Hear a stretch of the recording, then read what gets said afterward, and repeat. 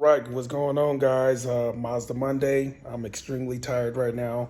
Um, got caught up with most of my tuning, and yeah, there's a lot of progress going on. I know a lot of guys are asking why has it been so quiet with the big turbo.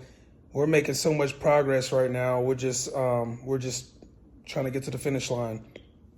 But today, we're gonna touch again on intakes, guys, because I did a video a few months back about um, you know that stock airbox and what its purpose is, and I got a lot of positive feedback about that. And some people still want to argue that it doesn't matter about the intake because once the car is moving, the intake air temperature will go back down. All right, that is true. It will go down, but it won't exactly be the same. And sometimes when it's really hot out, the temperatures in the engine bay, if you don't have proper ventilation, which most of you don't, when it's 100 plus degrees, the intake air temperatures are going to be hotter regardless if fresh air is coming through, into the engine bay, especially if you have a short ram air intake. So a lot of people don't know, or they don't really understand the layout of the engine bay. Right under the airbox and right in front of the airbox, there's the radiator. All right, so there's a lot of heat been radiated off of the radiator, and that is going to affect your intake air temperatures. All right, so a lot of people kind of disregard that, and you shouldn't. That is very important. I got into many arguments over the last couple of years about what does what, and I have the data now. I have the logs, and I do comparisons between certain types of intakes. And so I have customers that have the BMS intake, the Cork Sport intake, stock airbox, and I compare all the data logs between these customers when they all have the same base tune. And there's a trend between all the different types of intakes, whether it's the NA cars or the turbo cars, there is a trend. And it does matter what type of intake you have. All right. And I've been seeing that the cars that can isolate the engine bay temperatures from their air temperatures from the outside of the car have been doing better with the airflow numbers, and also they've been having better ignition timing. Ignition timing is very important for power. The more you can have ignition timing advance, the more power you're going to make. When you have hotter air intake temperatures, it lets your car know, hey, don't increase the ignition timing because it's too hot and we could possibly have pre-ignition. So the colder your air intake temperatures, the happier the computer is going to be, like the ECU is going to be, and it's going to say, hey, everything's green, go ahead and up the power. But when it's extremely hot outside and the registered air intake temperatures go to the computer and it says 110 degrees, the car is not going to want to give you the full power. All right, so I know people always try to say short ram air intakes, it don't matter. It only matters when you sit in traffic. That is not true. Yes, I can make a short ram air intake make the same power as a factory airbox if I'm on a dyno and I got the hood open, or if I have the fans blowing. But a lot of times I did it with the hood closed, with it open. I did different variables. With my supercharger build, the only reason why I run a short ram air intake is because of my mechanical bypass. Now, the mechanical bypass works off of vacuum, right? And when I have a short ram air intake, it allows a faster change in pressure, which closes my bypass so I can get boost quicker. If it was not for me wanting that quick responding bypass to close for my supercharger to build boost, I would be with the stock airbox. All right. So for all other builds, the stock airbox is almost the best. It is not necessarily the best because it does not have the best airflow numbers. So let's go like turbo cars. The best airflow that I've seen is the cars with the stage 2 BMS intake. All right, because it's a true cold air intake where the the filter sits. It's out of the engine bay and it's away from the radiator, and it's getting fresh air from the outside, But the downside of the stage 2 BMS intake is you can get hydrolocked if you are in an area that floods, and also is being exposed to the elements, so the filter gets dirty quicker. All right, so there are drawbacks of having a stage 2 BMS intake, but as far as airflow numbers go, the stage 2 BMS intake for the turbo model is the best intake I've seen for flow numbers. I do not modify my math readings, so I do no math scalings, so all the readings are accurate. The BMS has shown the best flow numbers for intakes for the turbo. All right. Other than that, the stock airbox, even though it doesn't have as good as flow numbers, it is very consistent with this air temperature because it's completely isolated from the engine bay. All right, so if you're gonna do an intake, the best two are the BMS stage 2. Stage 1 is crappy. Is in the engine bay. Sorry to say it, but yeah. I would avoid the stage 1 if you can, and if you can't afford the stage 2, keep the stock airbox. All right.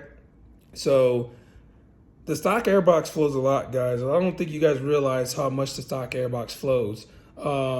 And like I said, a lot of intakes might show they make more power on the dyno, but that's because the car is sitting still. When you're on the highway with that stock airbox, it has like a ram air effect because the air is being forced in from the grill, in through that snorkel, and into the airbox, right? You're not going to get 100-mile-an-hour wind on the dyno. On the street, you will. So when I look at logs on the street, that is more realistic than looking at a dyno chart of a car sitting with the hood open with a 20-mile-an-hour fan in front of it. It's not realistic because you drive your car on the road, not on the dyno. So, yeah, so the stage 2 definitely has the best airflow because it's getting air from outside the engine bay. The stock airbox is pretty good because it's isolated from the engine bay. All right, so the stage 1 short rams, they're not honestly worth it, but some parts from those short rams are worth it. So if it were me and I was going to be the most cost effective for the turbo guys, do a AFE drop-in air filter, right? And then you can go online and buy you a $25 hose right here to reduce the turbulence from the accordion hose that comes with the airbox. So I noticed improvement, and I've seen airflow improvement when guys switch from the accordion hose to a smooth silicone hose because there's just going to be less turbulence, and so when the car is sucking in air, there's less resistance because there's less tumbling going on, and it's just more velocity being able to be built. So anyways, it's not going to be dramatic, but you do notice smoother transient response with on and off throttle with the silicone versus the accordion hose. So like I said, guys, for the intakes, what I've noticed is the BMS stage 2 for the turbo. And if you don't want to do that, you do a AFE drop-in with a silicone hose. Same thing for your NA guys. If you can't get like a cold air intake, which most of you won't be able to unless you have like a Mazda 6 and you can get the engine cold air intake, the stock box works the best if you just do an AFE drop-in and a silicone hose. You don't have to buy a brand name. You don't have to do Autoexe. You can do one of these cheap ones that are $25. Autoexe is $130, and I'm not willing to pay that money. So, and for my customers, I try to save them money. So what I've been having those guys do is buy the Autoexe hose from Mikstore. But come to find out, they've been making, I don't know if their hoses are real or not, because guys have been complaining that they're too short, and I brought it up to one of my guys that I tuned, and he talked to them. So the Mikstore hoses, they might get fixed here in the future. All the hoses should be 6.5 inches, which is 165 millimeters. That's how long the hose needs to be in order for it to work. if you go order from the Autoexe website, you're gonna get that 6.5-inch hose every time, but you're gonna pay $130 versus the Autoexe hose they sell from Mikstore. Sometimes they're 5.5 inches, sometimes they're 6.5. It's a hit or miss, but I'm willing to take that $25 hit versus $130.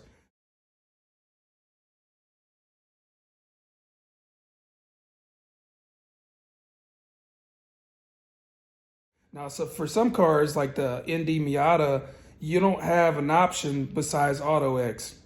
So you're gonna pay $130 for that silicone hose because nobody wants to make it because you have to have the adapter for the cabin tube that they route through the intake so you can hear the intake induction noise. So AutoX is pretty much like the only people that make a intake hose for the ND. Besides getting a full intake from Takeda or Take DA, however you want to pronounce it. So there's just so many unnecessary intakes, and if you're doing a short ram, it's mainly for sound. You're not gonna have more power with a short ram than you are from like a full cold air intake or the airbox because air intake temperatures are very important. All right, guys. So I'm gonna leave links for NA cars, turbo cars, and the different types. But from generally speaking, if you're NA, remove the charcoal filter. Get a smooth Autoexe hose or a generic one, and then do an AFE drop-in. Same thing with the turbo guys. You can do the AFE drop-in with a smooth silicone hose. You guys don't have the charcoal filter. But if you want the maximum, you're gonna do the BMS stage 2.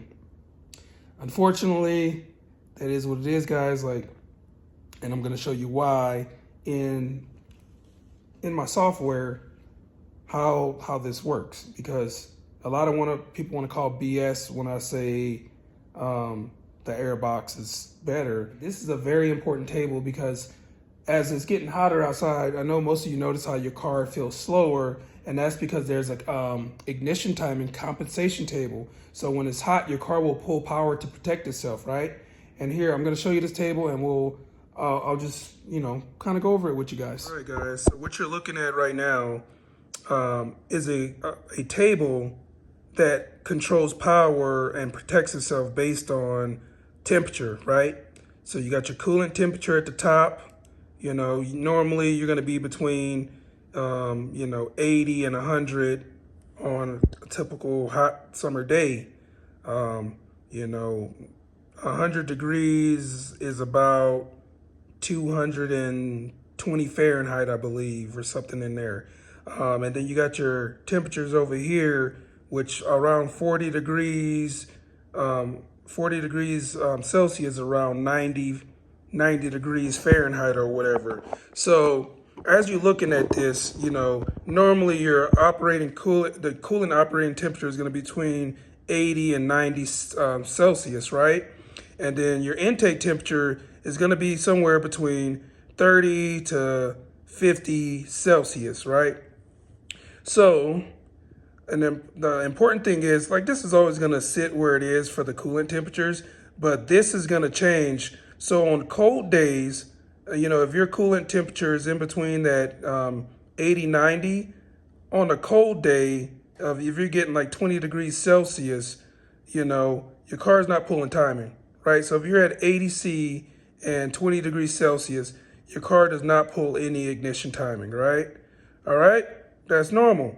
But if your intake air temperatures are 30 and you're at 80, it'll pull a small amount of timing, nothing you'll notice, right? But then you start going, to 40. Now your car is pulling almost 2 degrees of timing, which if you know anything about timing, every degree is about 4-wheel horsepower, guys. So if you're at 40 degrees Celsius, which is like 90 something Fahrenheit, I believe, you're gonna lose 2 degrees of timing, which is like 8-wheel horsepower, guys. So, and that's if your coolant temperature is still like at 80. And usually, like I said, people are between 80 and 90 with their coolant temperatures. So Just remember, the colder you can keep your intake temperature, which is over here, you could potentially gain power if it's like, 10 degrees. So if you're looking at this, if you somehow have 10 degrees temperature and you're at 80C, your car will add a degree of timing. So your power increase. So you guys notice how when, it's boost season, you guys are gaining power. Not only are the air intake temperature is colder and you get more dense air, you also get an increased ignition timing. All right. So to say that it doesn't matter what your intake temperatures are is BS, because soon as the MAF sensor that's by your intake reads, one of the temperature, whatever it is going to determine how much needs to be pulled. So on the original Cork Sport third gen turbo kit, right? They had the air filter right by the exhaust manifold, and I'll show you in a second in the clip.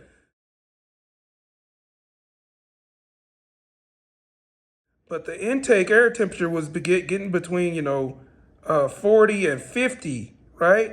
So if it's at 50 Celsius, look at how much timing is being pulled. Even before you even get up to operating temperature, which is around 80, 90, you're getting all this timing pull because of where the air filter is sitting. Because this intake temperature, that is being read and sent to the ECU to let it know, hey, we're at 50C, pull 3.2 degrees of timing, right? So, and like I told you, every degree is about 4-wheel horsepower. So you're losing 12 to 15 horsepower just because of your intake reading is at 50. Now you got to remember, this intake air temperature reading at 50, it's not going to be the same after the turbo heats it up. So this reading right here is what is being read from the MAF sensor as it's entering. So just from it entering into the intake, whatever that temperature reads, it's going to pull this amount of timing. And that doesn't account for how much the air is being heated up by the turbo afterwards, with the CS turbo kit on the third gens. So this is just a protective mechanism that's in place if it's reading hot air. So you want it to read as low as possible so you don't start pulling timing. All right. So, and when you're using higher octane, the car is going to be more resistant to timing pull.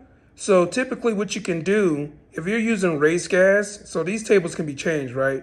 So I'm going to just show you a little bit. Like if I was tuning, right, and I'm using 100 octane, I know 100 octane is more resistant to detonation from knock. So if I had 100 octane, right, and I know I'm going to do a track day, it's going to be 40, 50 C intake temperatures because it's going to be 100 degrees at the track.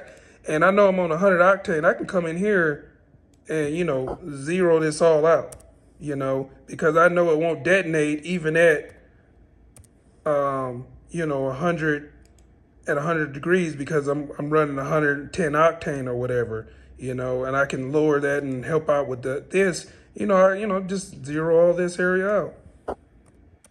Not that I would actually zero it out like that without looking at it, but if I was running 100 octane, damn, this would all be zero. I'd come in here, lower these a little bit at 50C if I'm running 100 octane because 100 octane won't detonate as easy in higher temperatures. Not saying what I did is correct, but I have some where I have modified it, but I don't want to show you the exact values that I use. But yeah, generally speaking, if you had run higher octane, you can kind of zero these out because you would be compensating with the higher octane for this higher temperatures.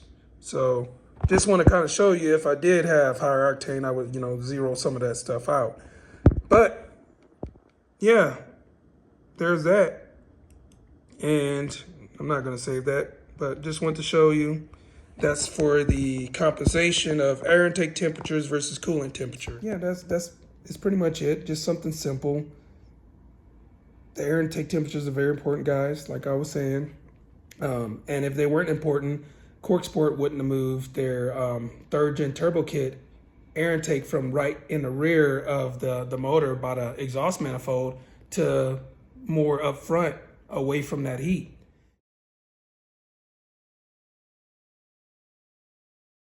because I know the guy that I was tuning, he was having issues with the car turning off because the car protects itself, and it was registering that, like, you know, the car was overheating.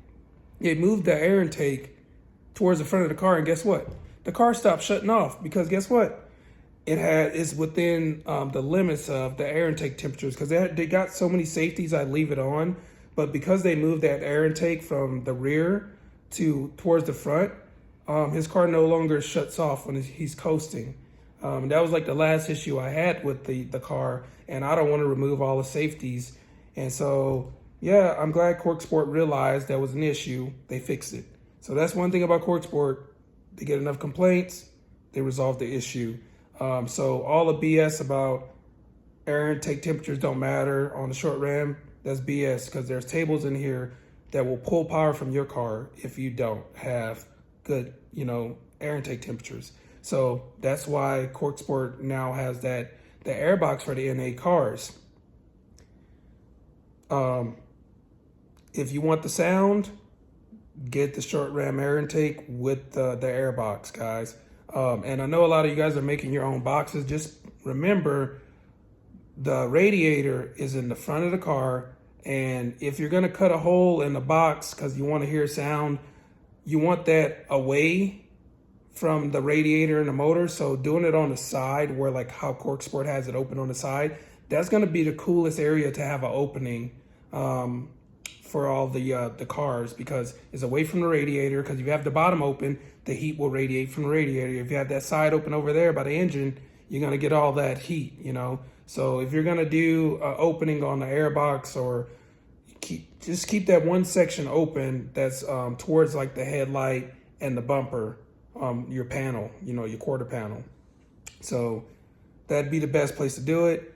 So, and if money's no option, the best aftermarket intake that I've seen for most of these guys that want the sound and also want the safety and not have to worry about hydrolocking their motor from the stage 2 BMS, you can get Autoexe, the carbon fiber intake.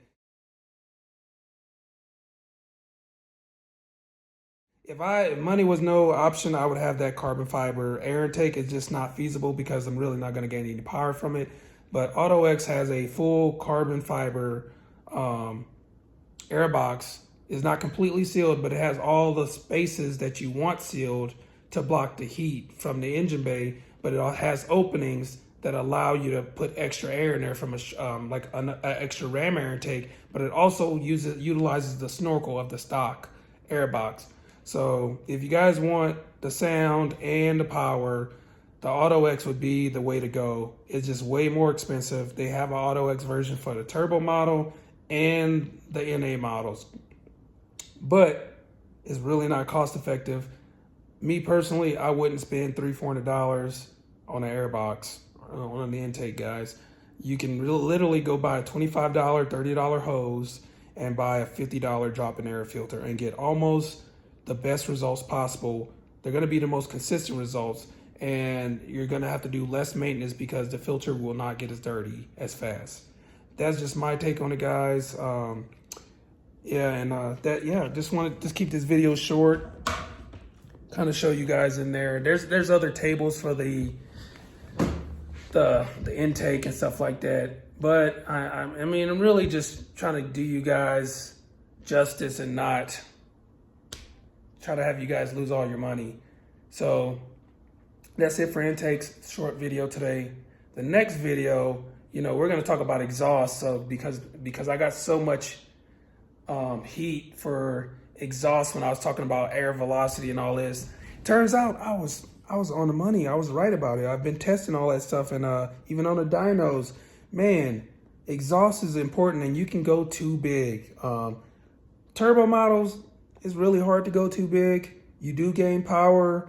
You know, it's a little bit different because you don't have to worry about the exhaust pulses like you do on the NA, because you're not really focused on scavenging, all right?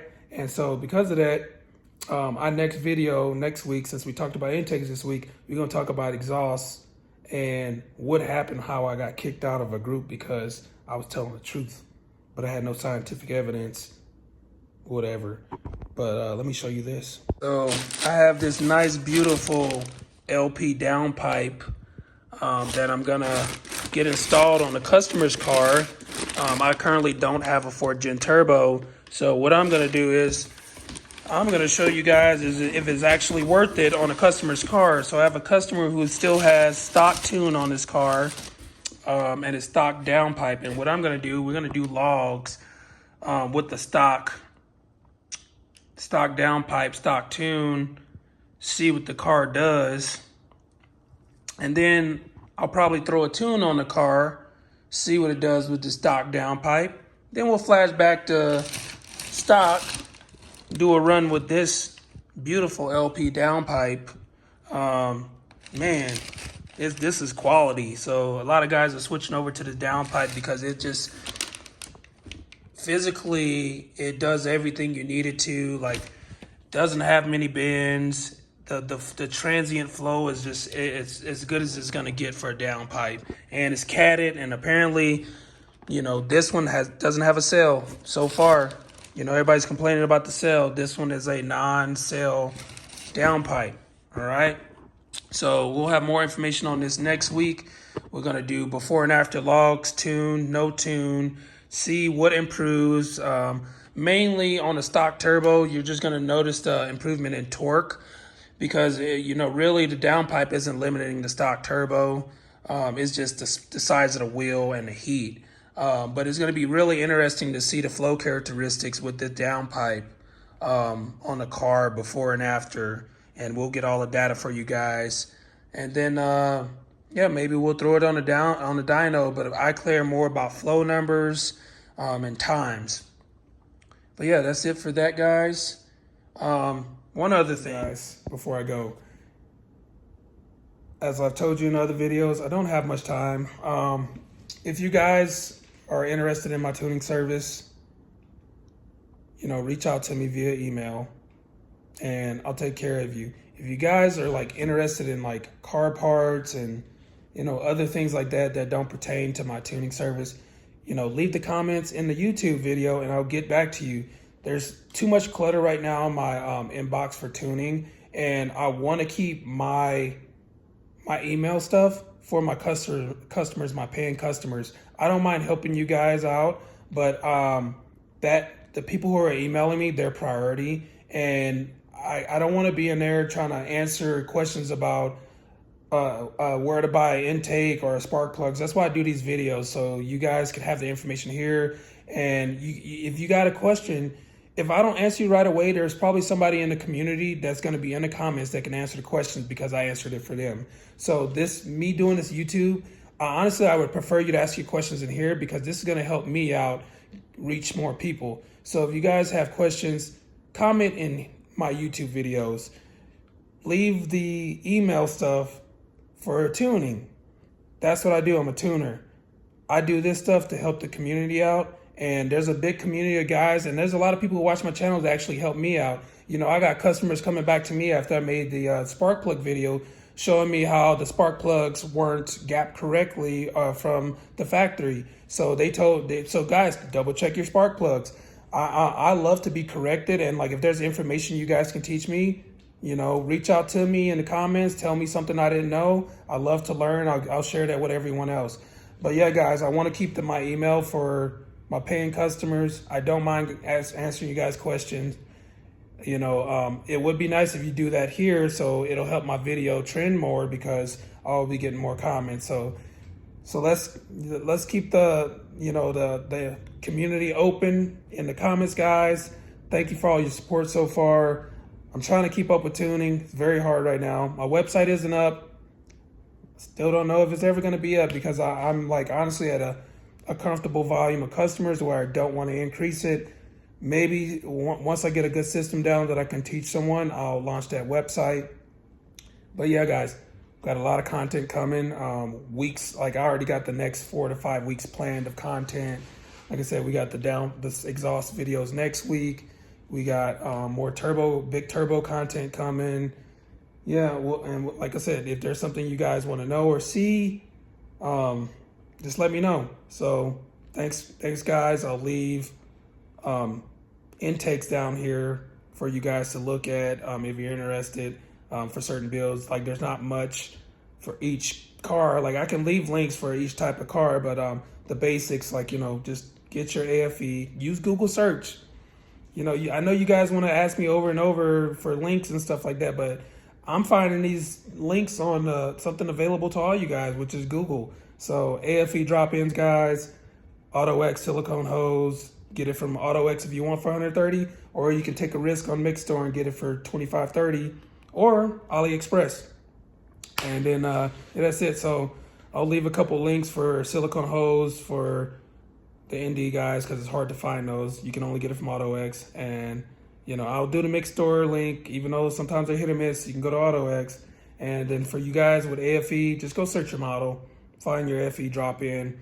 And, you know, you turbo guys, if you want the max power, go get that BMS stage two. And that's it. That's all for today, guys.